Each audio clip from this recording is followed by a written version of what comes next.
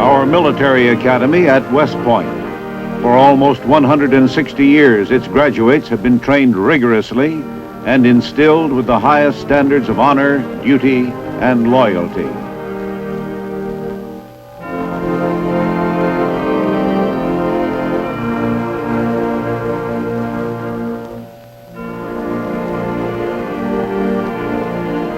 A spirit pervades West Point. Its men have taken that spirit with them onto battlefields. It has been a unique force in the life of this nation in peace and war.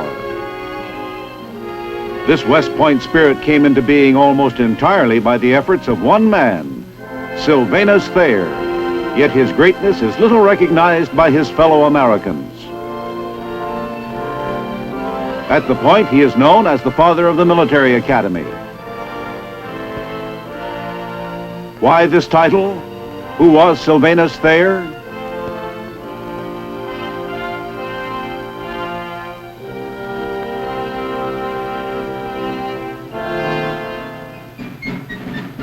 West Point in the early 1800s. Its setting is one of rugged natural beauty.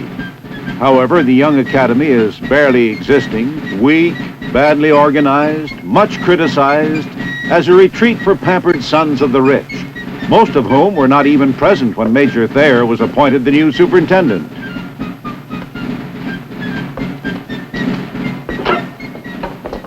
Oliver! I'm back. I didn't think you would be. You're late for school. 2 weeks. Did you have a good time? Beautiful. What brought you back? Oh, you saw the notice? Yes. Fancy.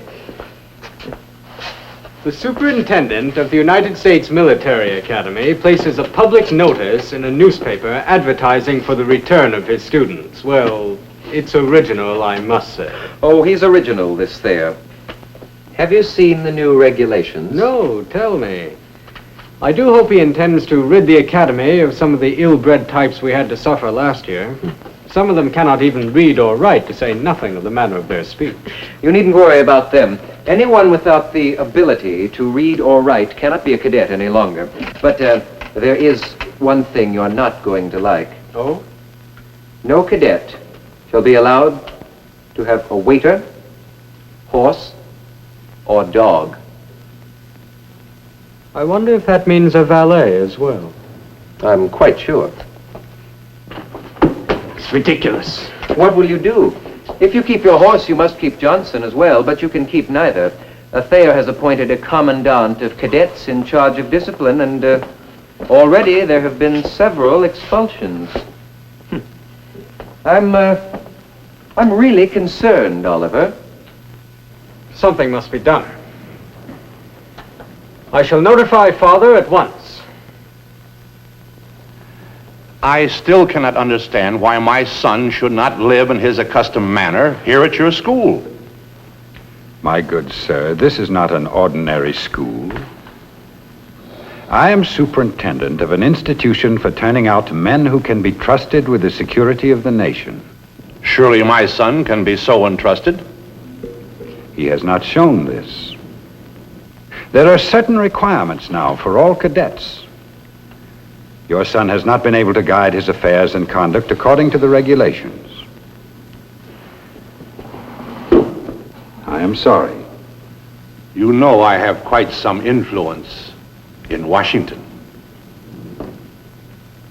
I can only say that conditions here 2 months ago had considerable influence upon the President of the United States, who appointed me to this post, and for whom I am determined to carry out my responsibility.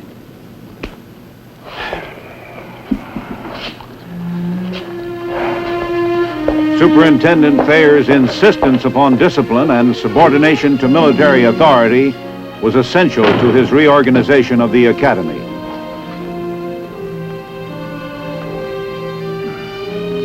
Uncle Sam's bad bargains, as many citizens had called the cadets of West Point, were dealt with summarily by the new superintendent. On the morning of the 10th instant, while Professor Ellicott was in the actual performance of the duties of his station, in the recitation room of the first section, 4th class, He was struck on the back by slate pencils, thrown and aimed at him by Prescott Robinson of that section. This gross indignity to the professor, whether viewed as a breach of good order and discipline, or as a transgression against decent and gentlemanly deportment, merits exemplary punishment. Cadet Prescott Robinson is accordingly dismissed from the military academy and will be struck from the rolls.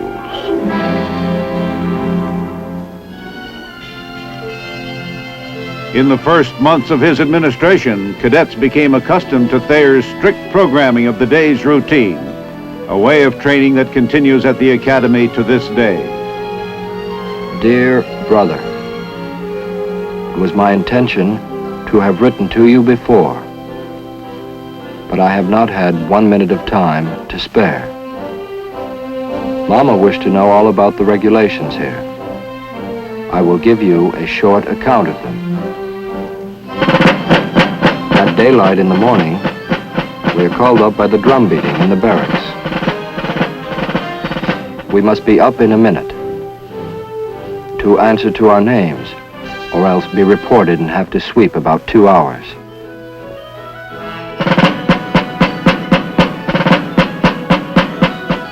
In about 30 minutes after, the drum beats for drill, at which they keep us 2 hours.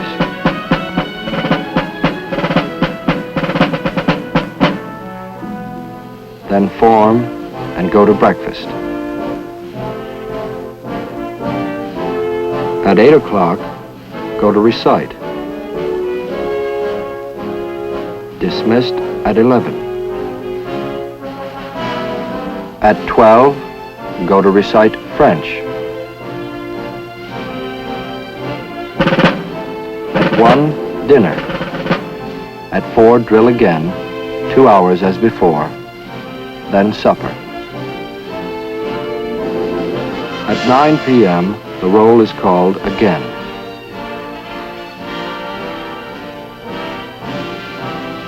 And 5 minutes afterward, the lights must be out. Every movement is made in the most perfect order. The only time we have for recreation is about 1/2 hour at noon and Saturday afternoon. I am very well contented here. For exercise, we have enough drilling. Rather more than I should wish.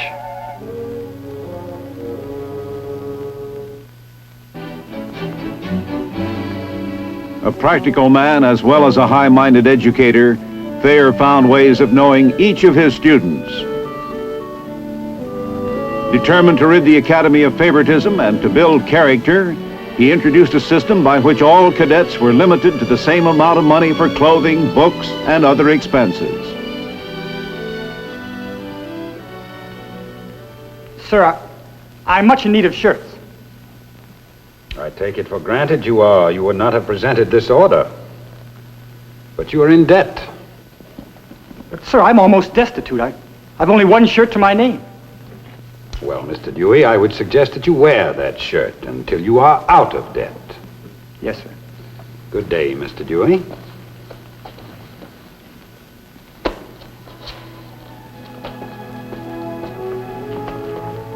Thayer's close friend, Claudius Crozet, professor of engineering, formerly of the École Polytechnique in Paris.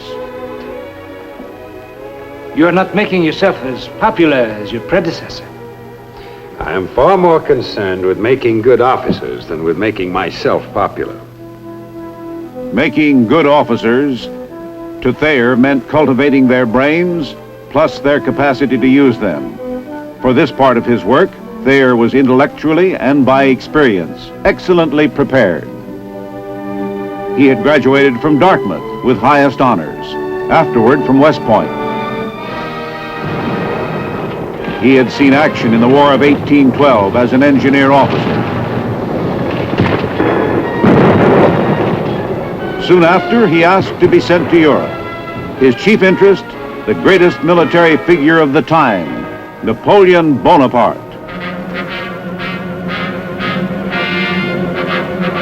Napoleon reviewing the cadets at the École Polytechnique, France's military engineering school, counterpart of the United States Military Academy, but at that time, far superior.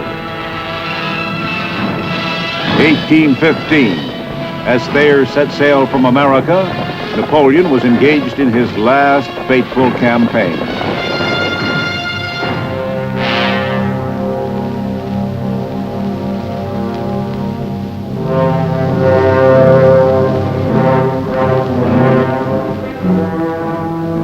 But from Thayer's arrival in Paris until his departure 2 years later, he accomplished much. He toured French and other national military schools and carefully studied their educational methods.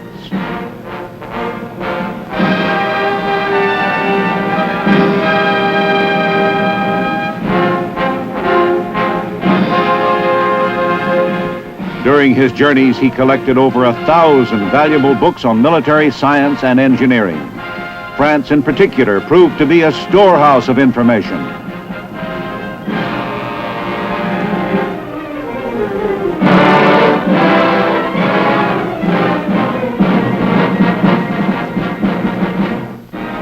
The books Thayer sent back to West Point were unavailable in the United States. They were to lay the foundation for the largest scientific library here during the 19th century. Crozet was aware of what Thayer was attempting, but he and other members of the staff were often surprised by the decisiveness with which Thayer brought changes to the methods of the Academy. Monsieur Berard, both you and Monsieur Crozet know my feeling about the importance of your language. The best military knowledge is almost entirely in French. Yes, sir. I am not satisfied with our progress in its teaching here at the Academy. Well, I am disappointed, sir. I assure you, tried to do my best. It is not enough. We need more instructors, smaller sections. I would like you to put in effect, as soon as possible, this plan. Select your 3 best students as assistants. Have them teach under your supervision. We will pay them $10 a month. I will propose that your status be advanced from teacher to professor. A fine plan. My good wishes for you, Claudius. Merci, Major Thayer. I am very surprised. I shall try to do my best. Smaller classes, not only in French, but in all subjects. This was one of Thayer's innovations aimed at intensifying instruction at the Academy. To this day, small sections are the method by which the progress of each student can be carefully observed. Thayer established the academic board, which still has the responsibility for the curriculum. It has proved to be a valuable force in suiting the program of study to changing needs.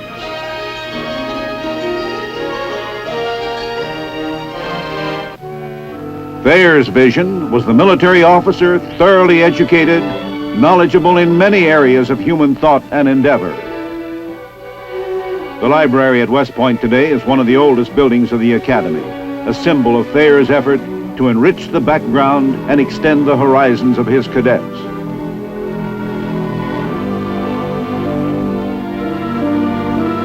In Thayer's time and for many years, West Point was under the supervision of the Corps of Engineers. An experienced engineer himself, Thayer saw the need for a broader scientific education and established the first systematic course of engineering in the United States.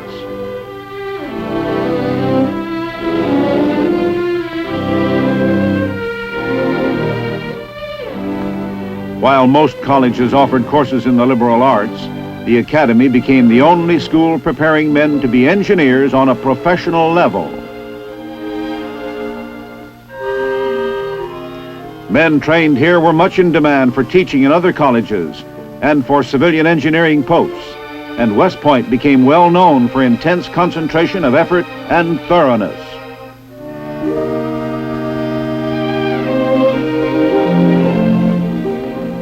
Throughout the course, the cadet was under steady pressure. There were strict rules as to the hours allowed for study.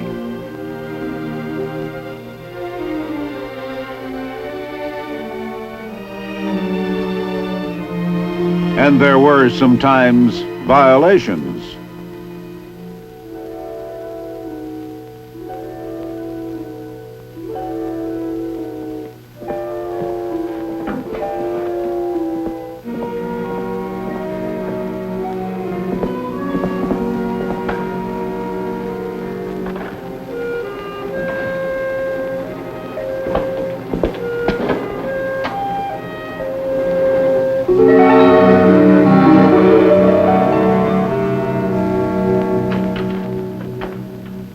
While Thayer demanded strict adherence to the rules, he placed an even higher value on a cadet's word. Cadet Canfield reporting, sir. Step forward. Stand at ease, Mr. Canfield. Professor Crozet mentioned that your descriptive geometry drawing was exceedingly well done. Thank you, sir. Is it possible that some of this work was accomplished after tattoo last night? It was, sir. Have you an explanation? No, sir. Mr. Canfield, you must understand that you are intended to carry out your work within the same period allotted to other cadets.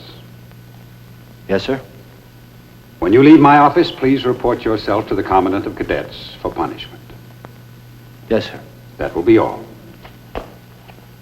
Character, honor, discipline. These words came to have deeper meaning and importance to the Corps of Cadets under Sylvanus Thayer.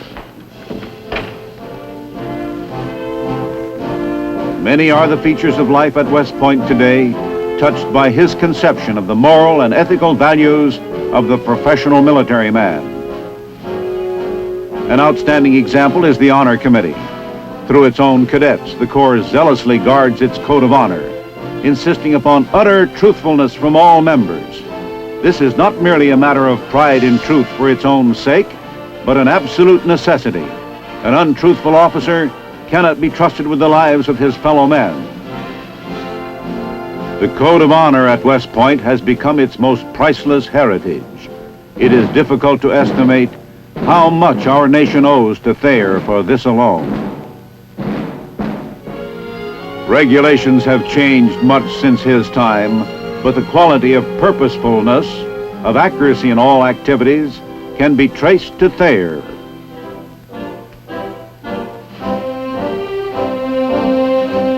He intended the work to be hard, to subject the cadet to intense daily pressure, physical, intellectual, and emotional. Beside the purpose of gaining knowledge, study here is a daily exercise in marshaling facts, almost as though for a battle.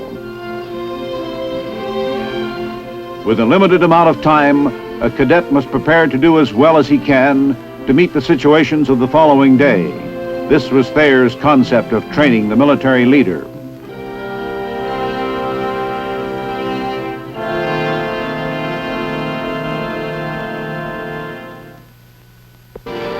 During the summer, Thayer insisted time was to be spent in familiarizing the cadet with the life of the enlisted man.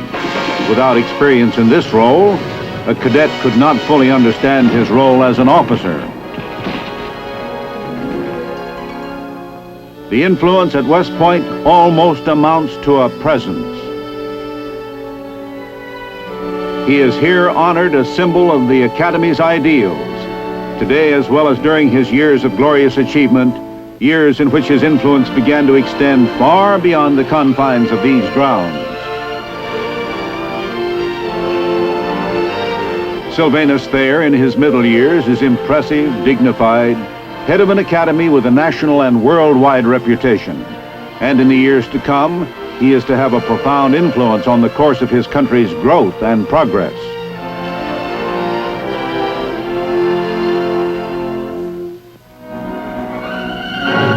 Consider America during his time.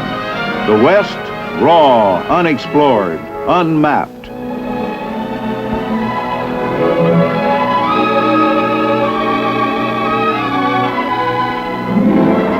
A few pioneers, but each trip into the wilderness a struggle which only the hardiest could endure.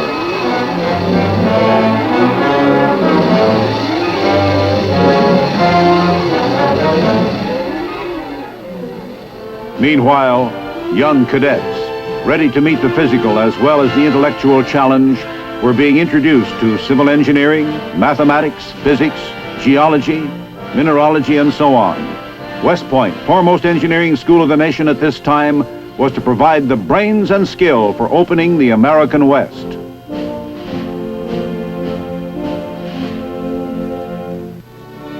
At first, the waterways, the primary means of early communication, were improved. Construction of canals and locks was under the supervision of the Army's Corps of Engineers, graduates of West Point, Thayer's men.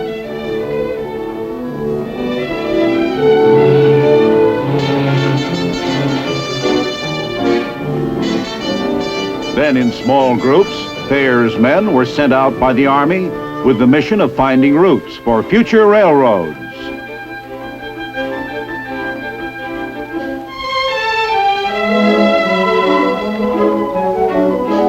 They entered the vastness west of the Mississippi.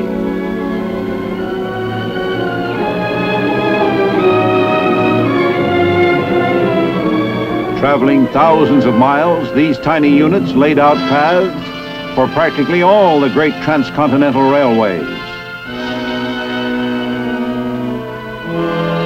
Matters of scientific interest concerned them as well: geology, mineralogy, biology. Drawing had been a required course back at the academy at this time. It proved valuable.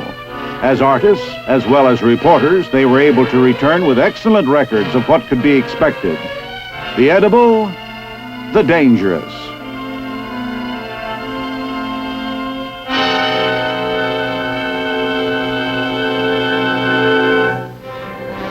Later, this information was to guide those who went west: the miners, the farmers, the ranchmen.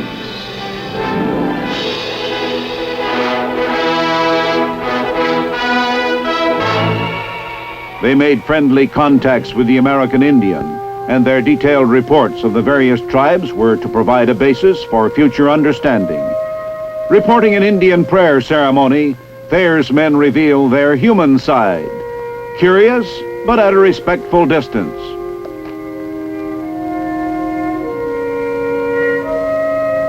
Some years after the Pacific Railroad surveys, Thayer's men were on hand in the building of the railroads, frequently as civilian engineers.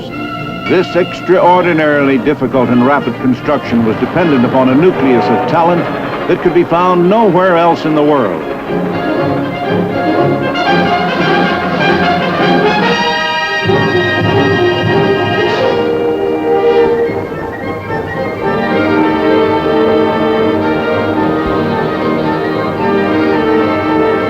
Thayer's adaptation of the academy to the needs of a growing nation played a definite role in our physical expansion and technological development. In large measure, the achievement that linked East and West stemmed from Thayer's emphasis on technical training.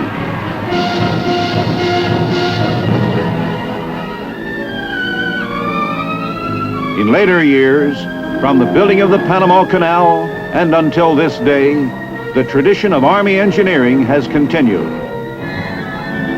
Our harbors, together with inland waterways, the great projects of flood control, all under the Army's Corps of Engineers, were first developed under the supervision of Thayer's men.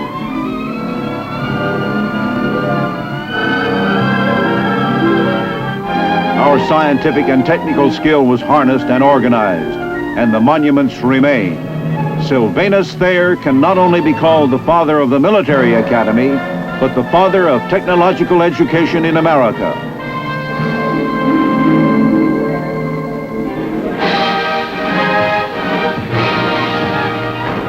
In the wars since Thayer's time, West Pointers became known for qualities he had stressed at the academy.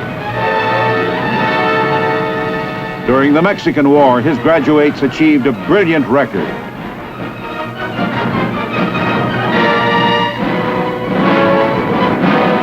Had it not been for their leadership, military authorities say this war could have lasted some 4 or 5 years longer.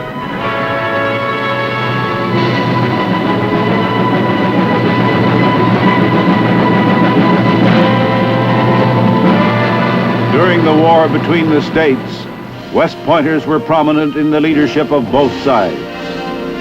Grant, and Sherman, Lee, Stonewall Jackson, and many others. The long gray line from General Pershing to the distinguished graduates of more recent years owes much to Thayer for his deep and lasting influence. Every officer in our Army has, to some extent, been touched by his teachings. The officer of today and the future faces ever-changing developments in the technology of defense. Nothing is more certain in this age of space than change. But qualities which Thayer wished to instill in his officers, these remain constant. Character, independence of mind, a respect for knowledge, a capacity to meet the future with flexibility and purpose.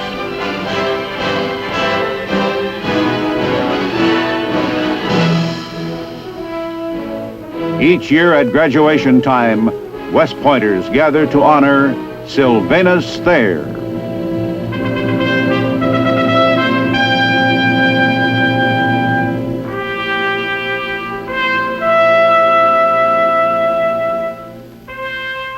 There is pride among them in having been cast in a fine mold, and gratitude to West Point and to Thayer.